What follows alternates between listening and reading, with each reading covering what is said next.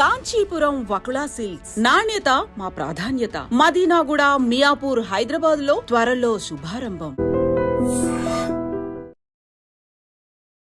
మామూలుగా మీరు చెప్తున్నట్లుగా ఈ వైదిక పరంగా చూస్తే, మన వైదిక ధర్మ నిష్ఠతో ఆ మార్గంలో చూస్తే గోవు యొక్క ప్రాశస్త్యము ప్రాముఖ్యత మనకు కనిపిస్తుంది. ఆరోగ్యపరంగా చూసినా కానీ ఆ గోవును పాలు కానీ, గోవు నెయ్యి కానీ, గోఘృతం అంటారు కదా, ఇవన్నీ కూడా చాలా గొప్పవి కదా. వీటి గురించి ఇంకా తెలియాల్సిన అవసరం, అవేర్నెస్ తక్కువ ఉందని చెప్పాలి కదా. మనకు తక్కువ ఉందండి. కానీ ఒకటి, అవి నిజంగా మీరు ఇందాక అన్నారే గోమాత అని. ఇప్పుడు ఈ కాకినాడ పట్టణంలోనే భానుగుడి జంక్షన్లో శిశు మందిరం అని ఒకటి ఉంటుంది. ప్రభుత్వ ఆధ్వర్యంలో నిర్వహింపబడుతుంది. కొంతమంది సరైన జీవన విధానం లేని వాళ్ళు బిడ్డల్ని కనేసి ఎక్కడ వదిలేసి వెళ్ళిపోతుంటారు. ఆ పసిబిడ్డల్ని తెచ్చి అందులో పెడతారు. ప్రభుత్వం వాళ్ళు ఇచ్చేటటువంటివి ఆ నిధులు ఆ పిల్లల్ని పోషించడానికి సరిపోవు. ఈ గోశాల పెట్టిన కొత్తల్లో ఆ విషయాన్ని ఆ నిర్వాహకులు వచ్చి చెప్పారు. వక్కలంక రామకృష్ణ గారని గొప్ప సమాజ సేవ చేస్తాడు మహానుభావుడు. ఇప్పటికీ ఆనాటి నుంచి ఈనాటి వరకు మహాశివరాత్రి శివలింగాభిషేకానికి కూడా అవసరమైతే బయట కొంటాను తప్ప, పొదుగు దగ్గర పాలు 5 లీటర్లు వెళ్ళిపోతాయి శిశువిహార్కి. అవి అలా పట్టకూడదు కాబట్టి నీళ్లు కలిపి ఆ పసిపిల్లలకి పడతారండి. వాళ్ళ తల్లి ఎవరో తెలియదు, కానీ ఆ పాలు తాగి కొన్ని వందల మంది శిశువులు బ్రతికారు. వాళ్ళందరూ పెరిగి పెద్దవాళ్ళై దత్తతలు స్వీకరింపబడి ఎక్కడెక్కడికో వెళ్ళి ఇవాళ సంతోషంగా ఉన్నారు. స్వర్గలోకం అవి వదిలేయండి. గోశాల నిర్వహించి గోవుల్ని కాపాడితే అన్ని వందల మంది పిల్లలు బ్రతుకుతున్నారు. ప్రత్యక్షంగా సంతోషం కదా. రోగులు కొంతమంది ఇక్కడికి వచ్చి, అయ్యా మమ్మల్ని ఆవు మూత్రం సేవించమన్నారు, ఆవు నెయ్యి కావాలి, ఆవు పాలు కావాలి అని అడుగుతారు. ఆ పిడకతో ఏదో చేసుకోమన్నారు, పిడకలు కావాలని అడుగుతారు. వాళ్ళందరూ అది వాడి ఏదో కొంత ఉపశాంతి పొందుతున్నారు. అందుకని వచ్చి పట్టుకెడుతూ ఉంటారు. ఇంతమందికి ఇహంలో కూడా అది ఉపయోగపడుతోంది. అన్నిటినీ మించి పెంటపోవు, ఆవుల యొక్క మలమూత్రాలు తీసేసి అవన్నీ కూడా పక్కన వేసేస్తాం. అవి పెద్ద పెద్ద కుప్పలు అయిపోతాయి. వ్యవసాయదారులు వస్తారు, అయ్యా మాకు అది ఇస్తారా అని అడుగుతారు. మేము ₹1 అడగం వాళ్ళ దగ్గర. మీరు తెల్లవారి లేస్తే కొన్ని కోట్ల మందికి అన్నం పెడుతున్నారు, మీరు ఏమైనా ఇవ్వగలిగితే, మీరు ఇద్దాం అనుకుంటే అది కూడా మళ్ళీ గోవులకే ఖర్చు పెట్టేస్తాం. మీరు కొంత గడ్డి ఇవ్వగలిగితే ఇవ్వండి, కొద్దిగా తౌడు ఇవ్వగలిగితే ఇవ్వండి, చిట్టు ఇవ్వగలిగితే ఇవ్వండి, లేదా ₹11 ఇవ్వండి, ₹1 ఇవ్వండి. తీసుకెళ్ళి మీరు పొలంలో పోసుకొని 10 మందికి పంట పండించి పెట్టండి. ఎంతమంది రైతులు వచ్చే ట్రాక్టర్లలో ఆ పెంటపోగు పట్టుకెళ్ళి పోసుకొని పంటలు పండించుకుంటూ ఉంటారు. ఇన్ని రకాలుగా ఉపయోగపడుతున్నది లక్ష్మి కాలా. ఇంకా లక్ష్మి అంటే ఏమిటి? వైదికమైన ధర్మంతో పాటు గోవు చాలా ఆరోగ్యం కాబట్టి, గోవు పాలు, గోవు నెయ్యి ఆరోగ్యం కాబట్టి గో సంపదను పెంచుకోవాల్సిన అవసరం చాలా ఉంది. గోవు పట్ల ఇంకా కూడా చాలామంది ఇంకా దాని అవగాహన పెరగాల్సిన అవసరం కూడా ఇంకా ఉంది.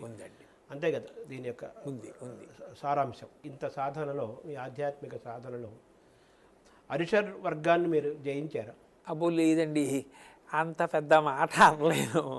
అరిషడ్ వర్గాన్ని జయించలేదు, కానీ జయించే ప్రయత్నం చేస్తుంటాను. మంచి మాటలు గుర్తు తెచ్చుకొని ఇలా చెప్పబడింది కదా, పోన్లే ఇవాళ నేను తడబడినా ఇది నాకు ఒక అవకాశంగా స్వీకరించి వచ్చేసారి నేను దీన్ని ఇలా దిద్దుకోవాలి, ఇలా ఉంచుకోవాలి అనుకుంటూ ఉంటాను. గెలిచానన్నంత స్థాయి చెప్పలేను శర్మగారు. అదే కొంత ప్రయత్నం చేస్తూ ఉంటాను. కొంత శాతం ఖచ్చితంగా తగ్గించుకున్నానండి. అంటే అంత ముందుకి ఈ సాధన పెరిగే కొద్దీ అరిషడ్ వర్గం పూర్తిగా జయించడం మానవ సాధ్యం కాదు కాబట్టి ఎంతో కొంత అది అదుపులో ఉంచుకోవడానికి ప్రయత్నం చేస్తున్నారు. అదే. తర్వాత మీరు ధ్యానం చేస్తారా? మీ ఉపాసన మామూలుగా శృతితో పాటు ఆ ధ్యానము పిల్లలు, యువతరానికి పోటీ పరీక్షలకు వెళ్ళేవాళ్ళు, చదువుకునే వాళ్ళకి, తర్వాత రకరకాల ఒత్తిళ్లకు గురయ్యేవాళ్ళు, అందరూ గురవుతున్నారు. చిన్నవాడు అవుతున్నాడు, పెద్దవాడు అవుతున్నాడు. ఈ ధ్యానము దానికి మార్గదర్శనం అవుతుంది కదా, ఎంతో కొంత వాడిని మంచి మార్గంలో నడిపిస్తుంది కదా. ప్రశాంతతకి మారు పేరు ధ్యానం. ఆ ధ్యానం వల్ల ఏమవుతుందంటే ఆ ప్రశాంత చిత్తం ఏర్పడుతుంది. ముందు మీరు ప్రశాంతంగా ఉండగానే మంచి విషయాలు స్ఫురణకు వస్తాయి, మంచి నిర్ణయాలు చేసుకోగలుగుతారు. అయితే నేను పిల్లలకి చెప్పేది ఏదంటే ధ్యానం ఒక్కటే కాదండి, సమయపాలన చాలా అవసరం. ఒత్తిడి తగ్గించుకోవాలి అంటే మనం ఏ సమయానికి ఏ కార్యక్రమాన్ని చెయ్యాలనుకుంటున్నామో ఆ సమయానికి తగినట్టుగా సిద్ధం అవ్వడం నేర్చుకుంటే, ఆ కార్యక్రమం ఇవాళ నేను చెయ్యాలి కాబట్టి దానికి నేను సంసిద్ధం కావడం, ఆ సమయానికి వెళ్ళడం, ఆ సమయానికి పూర్తి చేయడం, తరువాత నేను ఎన్ని చెయ్యగలనో అన్నిటినీ ఆ రోజు ప్రణాళికలో చేర్చుకోవడం.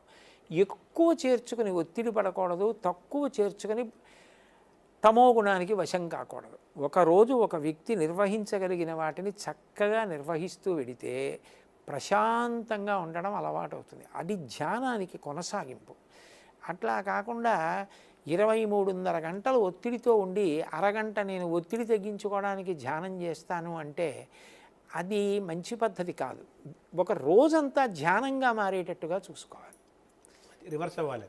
ఏ పని చేస్తున్నారో దాని మీదే దృష్టి నిలబడాలంటే ఒత్తిడి పరిహరింపబడాలి. ఒత్తిడి తగ్గాలంటే ఇప్పుడు నేను ఈ పని చేస్తుంటే ఈ పని ఎంతవరకు చేయాలో అంతవరకు చేసి నేను మళ్ళీ వెళ్ళి ఇంకో పని చేసుకోవడానికి కావలసినట్టుగా ప్రణాళిక చేసుకున్నాను అనుకోండి, ఒత్తిడి ఉండదు. నేను ఏది చేస్తున్నా దాని మీద దృష్టి పెట్టి చేయడానికి నాకు అవకాశం ఉంటుంది. అదే ధ్యానం. అప్పుడు ధ్యానం విస్తరిస్తుంది అంటాను నేను. అంటే ఈ ధ్యాన తపో యోగ మార్గాలు ఉన్నాయి కదా, ఇవన్నీ ఒకదానికి కొంత మనం అలవాటు అయ్యే కొద్దీ మిగతాయి కూడా ఒక్కొక్కటి మన జీవితంలో ప్రవేశిస్తాయి కదా. అవి జాతిని సమాజాన్ని వాళ్ళ జీవితాలని సక్రమంగా మార్చడానికి ఉపయోగపడతాయి. ఈ క్రమంలో భగవద్గీత పరంగా మీరు ఎంత ప్రయాణం చేశారు?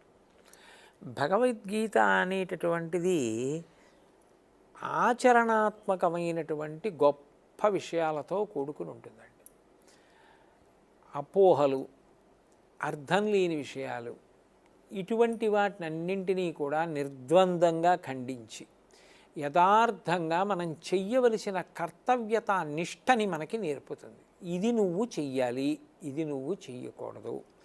తెలిసి కానీ తెలియక కానీ ఇలాంటిది పట్టుకుంటే ఇలా జారతావు, తెలిసి కానీ తెలియక కానీ ఇలా పట్టుకుంటే ఇలా పైకి ఎక్కుతావు. దీన్ని చాలా అందంగా చక్కగా బోధ చేస్తుంది భగవద్గీత. అందుకే అది నాకు ఆచరణాత్మకంగా అనిపిస్తుంది. చూడండి, ఒక శ్లోకం ఉంటుంది, ధ్యాయతో విషయాన్ పుంసః సంగత్ శిశూపజాయతే సంగాత్ సంజాయతే కామః కామాత్ క్రోధోభిజాయతే క్రోధాత్ భవతి సమ్మోహః సమ్మోహాత్ స్మృతివిభ్రమః స్మృతిభ్రంశాత్ బుద్ధినాశో బుద్ధినాశాత్ ప్రణశ్యతి. అనవసరపు విషయం జోలికి వెళ్ళి దాన్నే పట్టుకుంటే ఎంత వేగంగా జారిపోయి ఎక్కడికొచ్చి పడిపోతాడో చెప్తుంది. ఒక విషయాన్ని పట్టుకోవలసిన రీతిలో పట్టుకోవడం చిట్ట చివరికి ఏ ప్రయోజనానికి కారణమవుతుంది అంటే ఏడవలసిన అవసరం ఉండదు. అసలు భగవద్గీత ప్రారంభమే అది కదండి. కృష్ణ భగవానుడు నోరు విప్పి మాట్లాడుతూ ప్రజ్ఞావాదాంశ్చ భాషసే గతాసూనగతాసంశ్చ నాను సూచింతి పండితాహ, ఏడవకు, నువ్వు అన్నీ తెలుసున్న వాళ్ళ మాట్లాడి ఏడవకుండా ఉండడం నేర్చుకో అని మొదలుపెట్టి మళ్ళీ పూర్తి చేసేటప్పుడు సర్వధర్మాన్ పరిత్యజ్య మామేకం శరణం వ్రజ అహం త్వా సర్వపాపేభ్యో మోక్షయిష్యామి మాసుచ. ఏడవద్దు,